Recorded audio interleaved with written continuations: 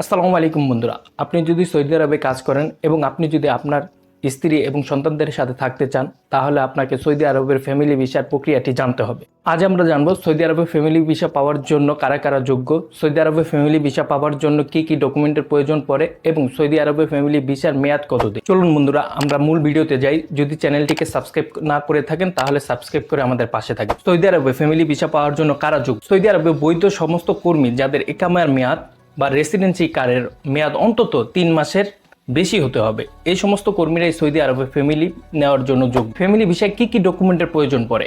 এক, আপনাকে ফ্যামিলি ভিসায় আবেদন করতে হবে এবং এই আবেদনের ফর্মটি আপনি সৌদি আরবের ওয়েবসাইট থেকে পেয়ে যাবেন। 2, পরিবারের প্রত্যেকটি সদস্যের আসল পাসপোর্ট যাতে অন্তত 6 মাস মেয়াদ থাকে। 3, কর্মীর ইকামার ফটোকপি।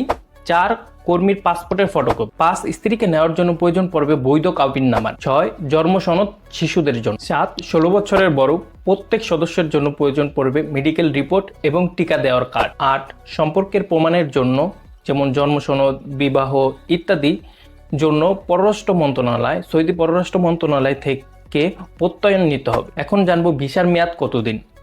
ভিসার মেয়াদ 1 বছর হয়ে থাকে, কিন্তু 3 মাস পর পর ভিসাকে রিনিউ করতে হয়। ফ্যামিলি ভিসা করা বা রিনিউ করার জন্য কোনো প্রবলেম হয়ে থাকলে আপনি আমাদের উপরোক্ত নাম্বারটিতে হোয়াটসঅ্যাপ করতে পারেন এবং আমাদের কমেন্ট বক্সে জানাতে পারেন, এবং ডেসক্রিপশনে এর একটি ব্লগ লিঙ্ক দেওয়া আছে, সেখানে আরও বিস্তারিতভাবে আপনি এর সম্পর্কে জানতে পারেন। আমাদের চ্যানেলটিকে সাবস্ক্রাইব করে আমাদের সাথেই থাকুন। সাথে থাকার জন্য ধন্যবাদ। আসসালামু আলাইকুম।